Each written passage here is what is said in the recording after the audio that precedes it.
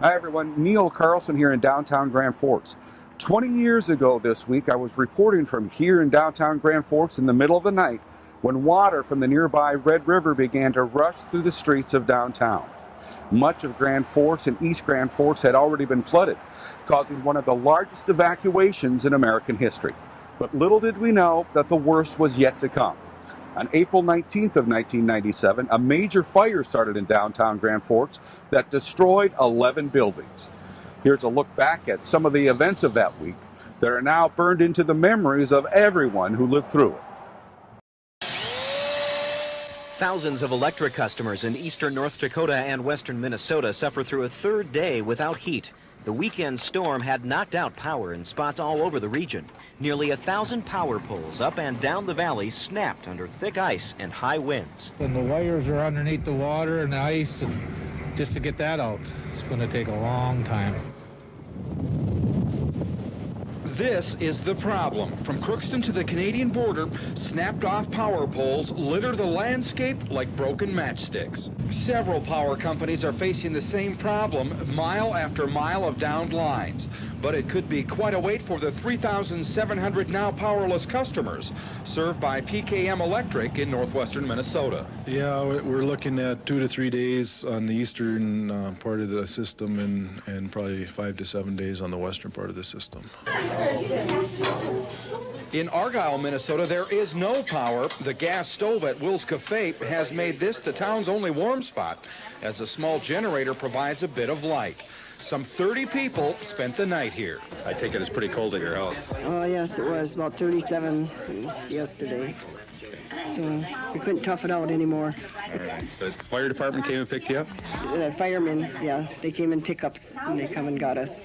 You've got people out delivering meals too to others that can't get out? Yep, the fire department has been taking them, and then if they can't get through, they've been taking them on snowcats. Have you run out of food in the restaurant?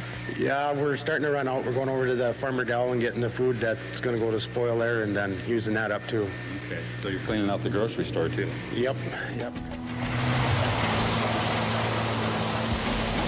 As the evacuation was near completed, the water began to come through. At midday, water was running about 2 feet deep through the Lincoln, Riverside, and Central Park neighborhoods. National Guard troops blocked access to anyone other than homeowners and emergency workers. How deep's this water here on Lincoln? Jim Thompson caught a ride to check on his place. If you're ordered to leave your home, either by the National Guard, whether it's ordered through the governor or whatever, you have to. I mean, it's for safety reasons. Thompson's family was one of more than 800 who had been evacuated from their Grand Forks homes. One of the media escorts found out he was another. Oh, my goodness.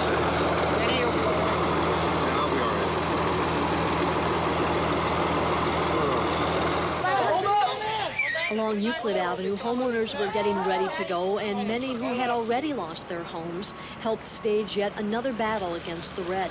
Cheryl Holmberg left in the middle of the night. What did you prepare to take out? Just some clothes and a few items, the dog. Homeowners who had to evacuate don't know what they'll go home to or when, but the scenery suggests they should brace themselves for bad news. You're looking at a live shot of smoke pouring from downtown Grand Forks. That's from the security building in downtown Grand Forks. The water's too deep. They can't even get into that area. They're going to let it burn. There's nothing they can do about it.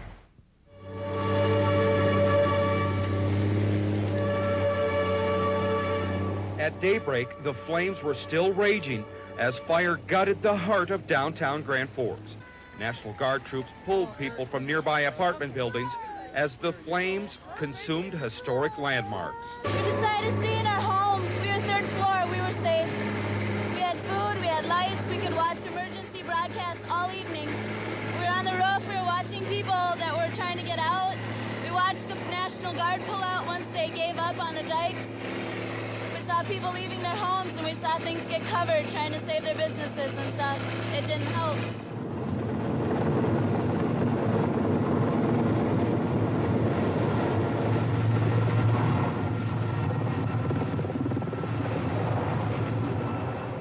A helicopter was on the scene again today. It made run after run. dipping down to fill its water bucket from one disaster to stop another.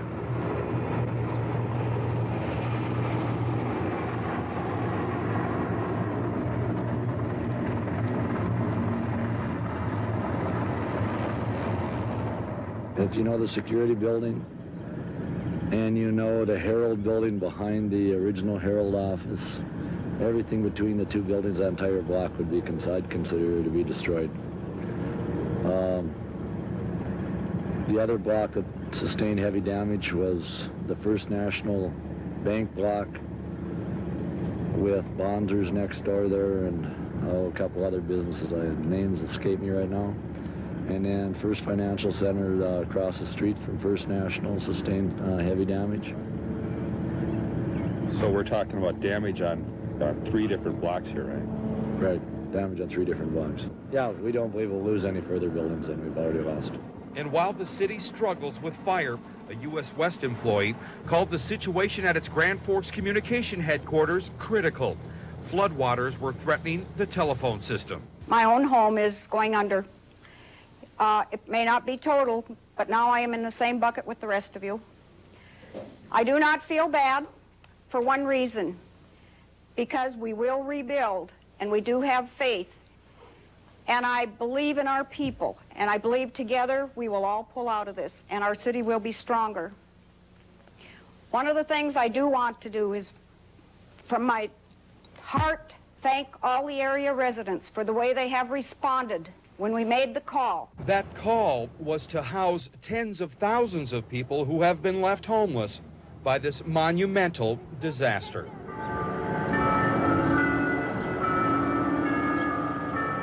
Bells from Sacred Heart Catholic Church rang out, but few were around to hear them. The message to East Grand Forks residents was simple: don't come back for now. Because there's nothing to come back to right now. We have to basically rebuild our community. It may be anywhere from a week to a month before Eastside residents can return, many only to find their homes in ruin. At its worst, the water's more than 15 feet deep, submerging houses north of downtown, forcing others off their foundations. The top of a downtown strip mall barely peeking out. And National Guard troops not surrendering yet, trying to sandbag the police building. No dollar amount on damage, but Minnesota Congressman Colin Peterson is sure it'll be in the billions. We need to do something more than just what FEMA has available under this disaster declaration. We've gotten the entire declaration, which includes grant money and low-interest loans, but in my judgment, that is not adequate to address this situation. Everything is closed down. There's nothing there. Minnesota Governor Arnie Carlson made a 15-minute appearance at Crookston High School, the evacuation center for East Grand Forks flood victims. Many had only moments to leave their homes. I looked out the window about 4:15 and just started rolling up the street, so. No time. No time. Here's another adult. We only had about 10 minutes. Inside, organized chaos. People picked up basic necessities, applied for disaster and unemployment assistance, and left information where they're staying. If somebody calls in and they're trying to find somebody, then we look it up, and hopefully we know where they are. Jim and Vicki Mitzel feel fortunate because they have relatives to stay with in Crookston. It's going to be long because they're saying it's weeks before they'll let us back in. Yeah, that's the hard part, going back to find out what's lost. We don't know how much water we have. Stick together. We're going to make it through this. We're going to rebuild this town. And As Air Force One touched down at the Grand Forks Air Force Base this morning, the enormity of the situation was being shown to the world. Upon landing, President Clinton greeted Governors Ed Schaefer and Arnie Carlson, and a long line of others who worked so hard with a cast of thousands to try and save the cities of Grand Forks and East Grand Forks. From the air, the president got a bird's-eye view of the devastation that lay below. A tragedy for our region that is simply unparalleled and unprecedented. A tragedy from which will spring recovery. And when I saw pictures of some of you stacking sandbags in a blizzard, I thought that I had bad reception on my television at first. It was an amazing thing. I don't recall ever in my life seeing anything like this, and I have been very impressed by the courage and the faith that all of you have shown in the face of what has been a terrible, terrible dilemma. But one of the phrases I have in my heart, you people here helping us is the phrase from the Bible that says, "It's my brother, he's not heavy," and we will rebuild and we will be much stronger in the future. Ladies and gentlemen, it is with great pride and honor that I'm able to introduce the President of the United States, President Bill Clinton.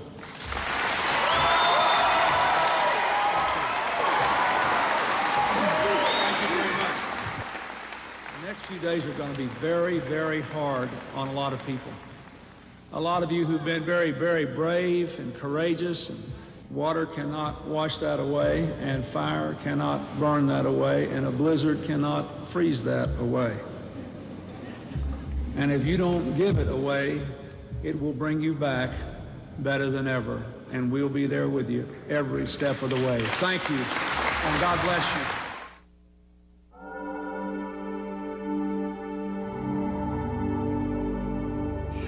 Have patience. It's going to take time. We're with you, and the government is with you to help you out. I think it's the same feeling everybody had.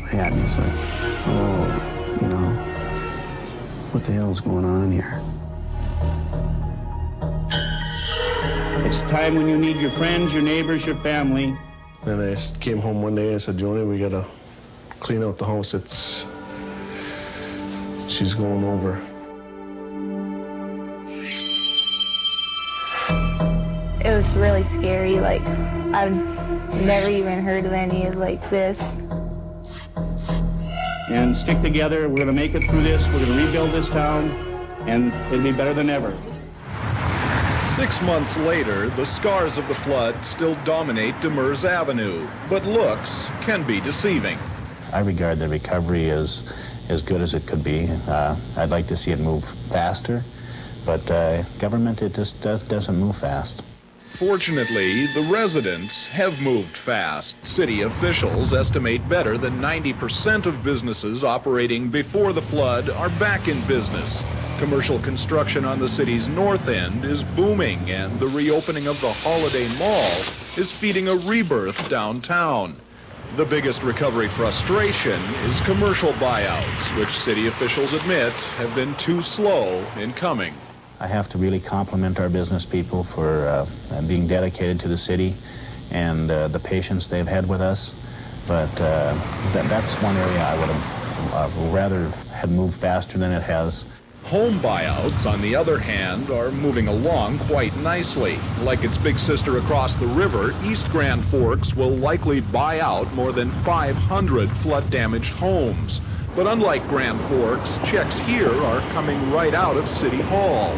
And that means East Grand Forks is literally hundreds ahead in getting money into the hands of homeowners. Don't wreck my icky house. Don't wreck my house. Today, former Lincoln Park resident Bill Roswick and his 4 children are one of 240 families living in FEMA trailers. I miss our bunk beds and...